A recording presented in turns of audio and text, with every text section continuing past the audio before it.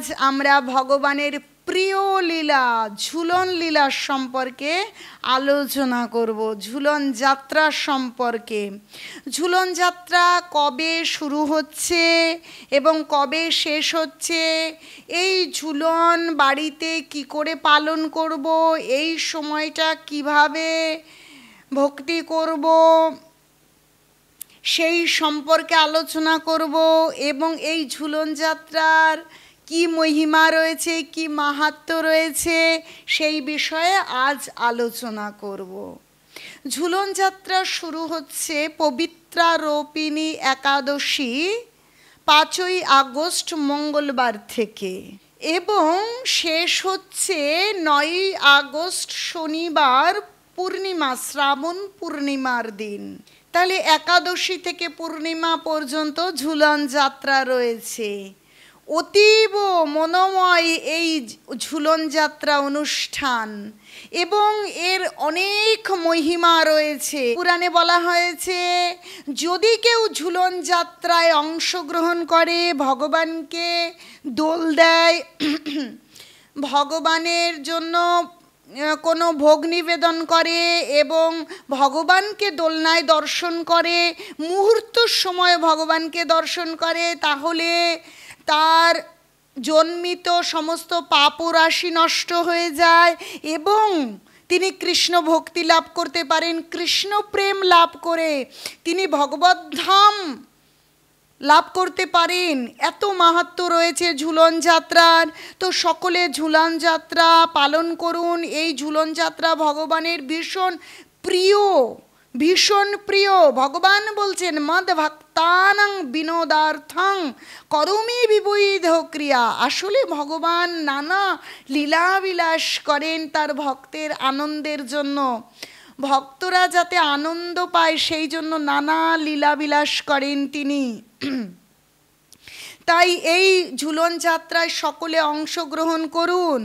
ভগবানের এই ঝুলন যাত্রা সমস্ত কৃষ্ণ মন্দির, বৃন্দাবন তথা যেখানে যেখানে ইস্কন মন্দির রয়েছে বা কৃষ্ণ মন্দির রয়েছে সেখানে ঝুলন যাত্রা অনুষ্ঠিত হবে। আপনারা এই ঝুলন যাত্রায় অংশগ্রহণ করুন। বিকেল 4টে থেকে 8টা পর্যন্ত এই অনুষ্ঠান অনুষ্ঠিত হয়। বিকেলে ভগবানকে জাগিয়ে, ভগবানকে কিছু ভোগ লাগিয়ে আরতি করে তারপরে ভগবানকে দোলায় নিয়ে যাওয়া হয়। দোলনাটা পূর্ব থেকেই বিভিন্ন রঙের সুগন্ধি পুষ্প দিয়ে সুন্দর করে সুসজ্জিত করে, পাতা দিয়ে সুন্দর করে সুসজ্জিত করে দোলাটাকে সুন্দর সাজানো হয়। তাতে ভগবানকে বসিয়ে ভক্তরা দোল দিতে শুরু করেন এবং হরিনাম সংকীর্তন, ভজন কীর্তন, বিশেষভাবে জয় রাধা, জয় কৃষ্ণ, জয় বৃন্দাবন ভজন গাইতে পারেন, হরিনাম সংকীর্তন হতে পারে। তো এইভাবে ঝুলন লীলা এবং প্রত্যেকে ঝুলন লীলায় যাওয়া, ঝুলন দর্শন করতে কিছু না কিছু হাতে করে নিয়ে যাওয়া কর্তব্য। সুন্দর পুষ্প, ফল অথবা পিঠা, পুলি, পায়েস, দুগ্ধজাত নানা রকম মিষ্টান্ন এবং পরমান্ন এবং ক্ষীর, যে যেমন ভালোবাসেন। এবং এখন নতুন তাল উঠেছে, তালের বড়া, অনেক পিঠে পুলি রান্না করে আপনারা ভগবানের জন্য নিয়ে যেতে পারেন ভোগ লাগিয়ে, এবং সেই প্রসাদ ভগবানের ভক্তদের দান করতে পারেন। তো ঝুলন লীলায় যিনি অংশগ্রহণ করবেন, মুহূর্ত সময় মাত্র ভগবানকে দর্শন করবেন, তার পূর্বা অর্জিত সমস্ত পাপ বিনষ্ট হয়ে তিনি ভগবদ ভক্তি লাভ করতে পারবেন। কত মাহাত্ম্য রয়েছে এই লীলা।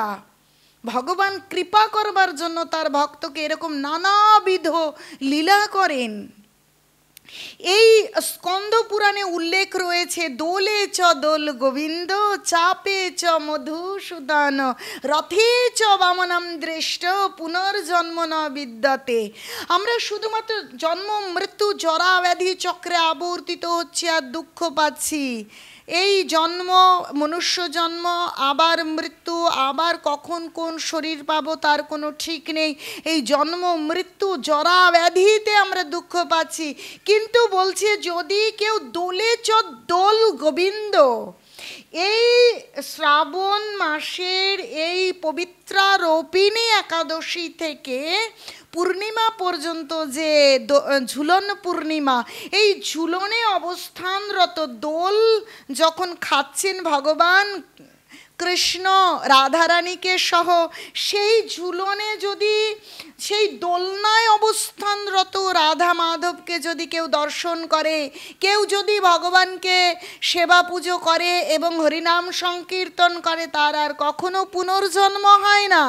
বলছে চাপে চ মধুসূদন, বৈশাখে প্রখর তাপে ভগবানকে বিকেলের মনোময় পরিবেশে যখন নৌকা বিহারে নিয়ে যাওয়া হয়, তাতে যদি নৌকা বিহাররত ভগবানকে দর্শন করে বা সেই নৌকা বিহারে অংশগ্রহণ করে, তার পুনর্জন্ম হয় না। এবং রথযাত্রায় যে রথে ভগবান আরোহণ করেন, সেই রথযাত্রায় যদি রথে আরোহণরত ভগবানকে দর্শন করা যায়, তাহলে তার আর পরবর্তী আর পুনর্জন্ম থাকে না। জন্ম মৃত্যু জরা ব্যাধিকে জয় করে ভগবানের চরণ লাভ করতে পারে। তো এসেছে ঝুলন যাত্রা, এই দোলনায় অবস্থানরত ভগবানকে যদি আমরা দর্শন করি, ভগবানকে সাজাই, ভগবানকে সুন্দর মালা পরাতে পারি, ভগবানকে সুন্দর উপাদেয় ফল এবং পায়েস মিষ্ট দ্রব্য সমস্ত কিছু আমরা ভোগ লাগাতে পারি, যার যেমন মন চায় সেরকম সুন্দর করে ভগবানের জন্য রন্ধন করে ভগবানকে সেবা দিতে পারি। যে কোনোভাবে অংশগ্রহণ করলে তিনি কৃষ্ণ ভক্তি লাভ করতে পারেন এবং কৃষ্ণ প্রেম পেতে পারেন। তাহলে সকলে মিলে এই ঝুলন যাত্রায় অংশগ্রহণ করুন। বাড়িতে যদি সম্ভব হয় দোলনা বেঁধে ভগবানের রাধা মাধবের চিত্রপট, যদি বিগ্রহ থাকে বিগ্রহ, না হলে চিত্রপট এবং গোপাল থাকলে গোপালকে বসিয়েও ঝুলন যাত্রা করতে পারেন। সুন্দর ফুল দিয়ে পাতা দিয়ে সেই দোলনা সাজিয়ে ঝুলন লীলা করুন, অথবা মন্দিরে অংশগ্রহণ করুন। আর এই দিনগুলোতে বেশি বেশি করে ভগবানের নাম করুন আর ভগবানের কথা শ্রবণ করুন, গীতা ভাগবতম অধ্যয়ন করুন, সাধুর সঙ্গ করুন। হরে কৃষ্ণ হরি বল। এখন আমরা জেনে নেব যে এই ঝুলন যাত্রাটা কিভাবে এই লীলাটা ভগবান করলেন। বৃন্দাবন থেকে ভগবান চলে গেছেন মথুরায়, তারপর দ্বারকাধীশ, দ্বারকার রাজা হয়েছেন। বহুদিন রাধারানীর সহ সমস্ত গোপিকাদের অদর্শনজনিত বিরহ তারা অনুভব করছে। তারা ভীষণভাবে বিরহে পীড়িত হয়ে ক্রন্দন করেন কৃষ্ণর জন্য। একবার নারদ মুনির দ্বারা সংবাদ প্রেরিত হয়েছে যে কৃষ্ণ তার পার্ষদবর্গ এবং মহিষীদের নিয়ে তিনি দ্বারকায় স্নান করতে এসেছেন। তো কৃষ্ণকে দর্শন করতে চাইছেন গোপিকারা, রাধারানীরা।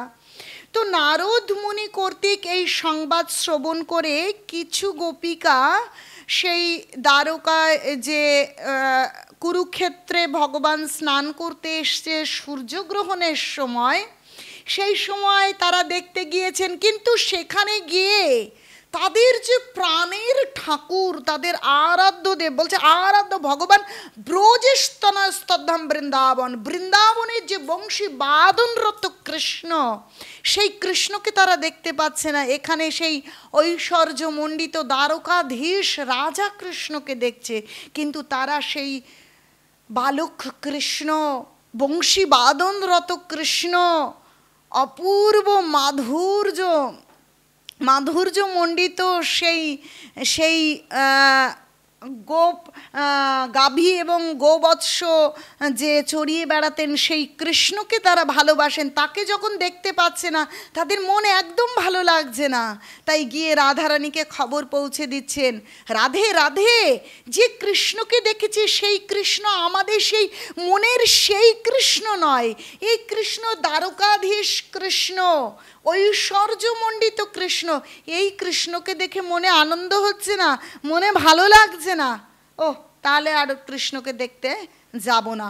কিন্তু যখন রাধারানী সহ গোপিকারা কৃষ্ণকে দেখতে আসছেন না, তখন কৃষ্ণ নারদ মুনির কাছে আবার সংবাদ প্রেরণ করছে, যাও ওদেরকে গিয়ে বলো আমি সেই বৃন্দাবনের সেই বংশী বাদনরত শ্যাম সুন্দর সেই কৃষ্ণরূপে তাদের সঙ্গে দেখা করব, তাদেরকে দর্শন দান করব, এই কথা বললেন। তো নারদ মুনি সংবাদ প্রেরিত হয়ে তারা অপেক্ষা করলেন এবং নারদ মুনি এবং যোগমায়া কর্তৃক এক সুন্দর কুঞ্জ স্থাপিত করলেন। সেই কুঞ্জ সুন্দর সুন্দর পুষ্প পাতা দিয়ে সুন্দর মনোময় রূপে সাজানো হলো এবং তার মাঝখানে সুন্দর করে এক দোলনাকে সাজানো হলো। দোলনাকেও সুন্দর লতা পুষ্প পাতা দিয়ে সুন্দর করে, যে পাতা বাহারি পাতা হয় সেই পাতা দিয়ে সাজিয়ে সুন্দর করে কুঞ্জ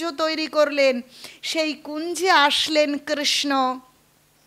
আসার পর সেই কুঞ্জের দোলনায় কৃষ্ণ এবং রাধারানীকে বসিয়ে সমস্ত গোপী দোল দিতে লাগলেন আর তারা চিন্ময় আনন্দ অনুভব করতে লাগলেন। কেন বলছে, কৃষ্ণর সঙ্গে রাধিকারে যতকু লীলা করায় নিজেও সুখ হইতে সখী তাতে কোটি সুখ পায়। গোপীদের কিন্তু সুখ যে আমরা কৃষ্ণের সঙ্গে মিলিত হব বা তার সঙ্গে বসবো দোল খাবো এরকমটা বিষয় নয়। বিষয় হচ্ছে তারা রাধার সঙ্গে কৃষ্ণের মিলিত যে যুগল মিলন যে রূপ সেইটা দর্শন করে গোপিকারা কোটি সুখ পায়। তারা সেই সুখ এবং আনন্দ পেলেন আজ রাধা কৃষ্ণকে দোলনায় দুলিয়ে। এই কৃষ্ণকে মা যশোদাও দোলাতেন আর আনন্দ পেতেন। যখন অনেক বড় হয়েছে তখন যখন কৃষ্ণ গোপ সখাদের সঙ্গে গাভী এবং গোবৎস চড়াতে যেতেন, সেই বৃন্দাবনের যে বন, সেই বৃক্ষ লতা ময়ূর ময়ূরী হরিণ বৎস সমস্ত পরিবৃত সুন্দর সেই বনের মধ্যে গোপ সখারা তাকে কি করতেন, দোলনা বানিয়ে গাছের ডালের সঙ্গে দোলনা বানিয়ে কৃষ্ণকে দোল দিতেন। এই দোলের আনন্দ এ তো নতুন নয়। এই কৃষ্ণ যে দোলনায় চড়ে আনন্দ পান আর তার গোপ সখা এবং গোপিকাগণ তাকে দোল দিয়ে আনন্দ পান। এই ঝুলনের আরও একটা মাহাত্ম্য রয়েছে। এখানে যেমন দুর্গা পুজোর সময় মেয়েরা বাপের বাড়িতে আসে, জামাই ষষ্ঠীর সময় আসে, তেমনি ওই বৃন্দাবনে শ্রাবণ মাসে মেয়েরা বাপের বাড়িতে আসে। এই বর্ষার এই শ্রাবণ ঋতুতে চারিদিক হারা ভরা, মানে চারিদিক সবুজ সবুজ শস্য শ্যামলা। কারণ সেই গ্রীষ্মের তপ্ত রৌদ্রময় এক বিভৎস একটু কেমন খারাপ যে পরিবেশ সৃষ্টি হয়, সেই পরিবেশে যখন বারি বর্ষণ হয়, ভগবান বৃষ্টি দেন, সেই শুকনো শুকনো পরিবেশ গিয়ে এক শস্য শ্যামলা সবুজ, মানে হরা ভরা, যেন সমস্ত ভর্তি পরিপূর্ণ হয়ে যায় সবুজে সবুজে। সেই পরিবেশে মেয়েরা বাপের বাড়িতে আসে। এই শ্রাবণ পূর্ণিমা, পবিত্রারোপিণী একাদশী এবং শ্রাবণ পূর্ণিমা, এই সময়টাতে সকলে বাপের বাড়িতে আসে। তো রাধারানী শ্বশুর বাড়িতে রয়েছে জটিলা কুটিলার কাছে। সকলের বাপের বাড়ি থেকে নিমন্ত্রণ আসছে, নিতে আসছে। কিন্তু বৃষভানু রাজা সেই রাধারানীর ভাইকে বলেছে, তুমি একটু পরে যাবে, গিয়ে থাকবার দরকার নেই, তুমি যাবে এবং রাধারানীকে একবারে নিয়ে চলে আসবে। তাই রাধারানীকে আগে থেকে নিতে আসছে না। রাধারানীর মন খারাপ হচ্ছে। জটিলা কুটিলা রাধারানীর শাশুড়ি বলছে, না তোমাকে এবার আর নিতে আসবে না, এবার আর তোমার বাপের বাড়ি যাওয়া হবে না। এবং আশেপাশের সবাই বলছে, কি তুমি বাপের বাড়ি যাবে না? না, আমাকে তো এখনো নিতে এলো না। তো এরকম করে মন খারাপ করছে আর কি, পথের দিকে তাকাচ্ছে বারবার, বাটি অভ্যন্তর থেকে রাস্তার দিকে তাকাচ্ছে রাধারানী, কখন আমার ভ্রাতা আসবে এবং আমাকে নিয়ে যাবে, আমি বাপের বাড়িতে যাব। এরকম করতে করতে বৃষভানু রাজা শ্রীদামকে পাঠিয়েছে। পাঠানোর পরে সুন্দর উপহার দিয়ে পাঠিয়েছে জটিলা এবং কুটিলার জন্য। কারণ স্বভাবতই শাশুড়ি ননদরা বৌমাকে বাপের বাড়িতে যেতে দিতে চায় না।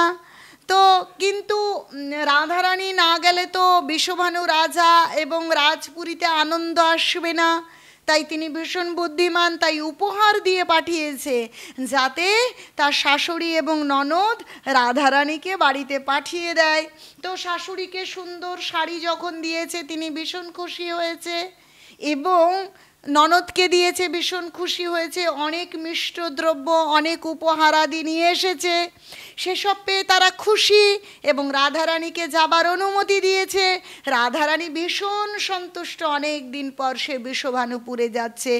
তো বিষভানুপুরে গেছে, ছোট্ট মেয়েরা বাপের বাড়িতে দোল খেত, এখন ছোট্ট মেয়েদেরই বিবাহ হয়ে গিয়েছে, কিন্তু ওই যে বাপের বাড়িতে ফিরে আসবার পর তারা বাপের বাড়িতে আসবার পর বলে বাবা মায়ের কাছে সন্তান কখনো বড় হয় না, বাপের বাড়িতে গিয়েও যেন সেই ছেলেবেলার আনন্দ, পিতা মাতার স্নেহ বাৎসল্যে সে এক মনোময় আনন্দকর মুহূর্ত। রাধারানী দোল খাবে বলে সুন্দর করে কুঞ্জ সাজানো হয়েছে, দোলনা সাজানো হয়েছে, রাধারানী বাড়িতে আসবে আর দোল খাবে। সত্যি সত্যি বাড়িতে গিয়েছে, বাড়িতে গিয়ে রাধারানী সেই দোলনায় চড়েছে, সখীরা সব দোল দিচ্ছে, রাধারানী ভীষণ আনন্দ পাচ্ছেন। কিন্তু কৃষ্ণ, বলছি কৃষ্ণের লাদিনী শক্তি হচ্ছে রাধারানী। কৃষ্ণ বারবার নানা ছুতো করে, কোনো ফেরিওয়ালা সেজে এটা নেবে, শাড়ি নেবে, চুড়ি নেবে, এরকম অনেক কিছু সেজে সেজে সেখানে আসছে, কিন্তু কিছুতেই রাধারানীর সঙ্গে দেখা করতে পারছে না, রাধারানীর সঙ্গে দোল খেতে পারছে না। এরপর অনেক সময় পর যখন রাধারানী কুঞ্জে বসে দোল খাচ্ছে, তখন সে বাড়ির থেকে একটু দূরে কুঞ্জে দোল খাচ্ছে, তখন কৃষ্ণ রাধারানী দোল খাচ্ছে তার পেছনে গিয়ে দাঁড়িয়েছে এবং এত জোরে জোরে সে দোল দিচ্ছে, এইবার সখীরা নয় কৃষ্ণ দোল দিচ্ছে এত জোরে জোরে। তো যখন ভীষণ জোরে দোলনা উপরে উঠে গেছে এবং খুব দ্রুত নিচে নামছে, রাধারানী ভীষণ ভয় পেয়ে গিয়েছেন। আর ভয় পেয়ে কি, তিনি তো শ্রেষ্ঠ ভক্ত, গোপী শ্রেষ্ঠ রাধারানী, কৃষ্ণ ও কৃষ্ণ কৃষ্ণ করে যখন চেঁচিয়ে উঠেছেন, তখন পেছন থেকে দোল দানরত কৃষ্ণ লাফ দিয়ে দোলনায় উঠে গিয়েছে। আর লাফ দিয়ে যখন দোলনায় উঠে গেছে, রাধারানী দোলের ভয়ে কৃষ্ণকে জড়িয়ে ধরেছে। তো কৃষ্ণ তো রাধারানীর আলিঙ্গন পেতে ভীষণ পছন্দ করেন, ভীষণ আনন্দ হচ্ছে, রাধা কৃষ্ণের আনন্দ এবং সখী গোপী যারা ছিল তাদের সকলের পরম আনন্দ হচ্ছে। দেখুন এই যে রাধা কৃষ্ণ সাধারণ কোনো নারী বা পুরুষ নয়, এরকমটা কখনো চিন্তা করা কর্তব্য নয় যে এরা সাধারণ কোনো নারী পুরুষ, এদের প্রেমটা সাধারণ নারী পুরুষের প্রেম তা নয়, তাদের শরীর এই পঞ্চভৌতিক জড়জাগতিক নয়, তাদের শরীর চিন্ময়, আমাদের মতন পঞ্চভৌতিক নয়। তাই সেটা কাম তাড়নাজনিত প্রেম নয়, ওটা প্রকৃত শুদ্ধ প্রেম, আত্মেন্দ্রিয় প্রীতিবাঞ্ছা, তারে বলে কাম, কৃষ্ণেন্দ্রিয় প্রীতিবাঞ্ছা ধরে প্রেম নাম, সেটা প্রকৃত প্রেম, সেখানে কামের কোনো গন্ধ বা কোনো চিহ্ন মাত্র নেই। তাই সেই রাধা কৃষ্ণের সেই ঝুলন লীলা দর্শন করে গোপীরা আনন্দ পায়, রাধা কৃষ্ণ আনন্দ পায়, এবং আমরা যারা এই জগতে রয়েছি, আমরা যদি ভগবানের এই দিব্য লীলা দর্শন করি, শ্রবণ করি এবং ভগবানকে দোল দেই এবং ভগবানের নাম কীর্তন করি, এই সময় ভগবান অতীব সন্তুষ্ট হয়ে আমাদেরকে কৃষ্ণ কৃপা করেন। তাই সকলে এই ঝুলন যাত্রায় অংশগ্রহণ করুন, বাড়িতে ঝুলন করুন, যদি না করতে পারেন তাহলে মহা আড়ম্বরে করতে হবে এমন কোনো কথা নেই, যে অনেক টাকা পয়সা খরচা করে অনেক আড়ম্বরে করতে পারলে ভগবান খুশি হবে এমন কিছু নয়। মনের আন্তরিকতার সঙ্গে ভক্তি আপ্লুত চিত্তে সাধারণ খুব ছোট করে করলেও ভগবান সন্তুষ্ট হন। এরকম নয় যে অনেক টাকা পয়সা খরচ করে অনেক বড় করে করতে পারিনি, ভগবান সন্তুষ্ট হবে না। ভক্তের দ্রব্য ভগবান কখনো দোষ দর্শন করে না। তাই মন দিয়ে, মনের ভক্তি দিয়ে ছোট করেও যদি করতে পারেন, সাধারণভাবে করতে পারেন, ভগবান সন্তুষ্ট হবে। আর তাও যদি না করতে পারেন, তাহলে মন্দিরে গিয়ে দর্শন করুন, ভগবানের জন্য কোনো উপহার, সাধারণ উপহার নিয়ে যান, যেটা আপনার সামর্থ্য। সুন্দর ফুল, বনফুল তুলেও আপনি ভগবানের জন্য নিয়ে যেতে পারেন। ফুল, পাতা, পুষ্প এবং কোনো ফল ভগবানের জন্য নিয়ে যান এবং দর্শন করুন, হরিনাম করুন, অংশগ্রহণ করুন, দোল দেন, পরিষ্কার বস্ত্র পরিধান করে পরিষ্কার পরিচ্ছন্ন হয়ে গিয়ে ভগবানের সেই দোলনায় দোলরত ভগবানকে দোল দিন। ভগবানের কীর্তনে নৃত্য করুন, ভগবানের আনন্দ বিধানের জন্য নিত্য কীর্তন করুন, তাহলে ভগবান সন্তুষ্ট হবে এবং কৃষ্ণ প্রেম ও ভক্তি লাভ হবে। চলুন আমরা সকলে কৃষ্ণ প্রেম লাভ করি। নিতাই গৌর সীতানাথ প্রেমানন্দে। হরে হরে বল, হরে হরে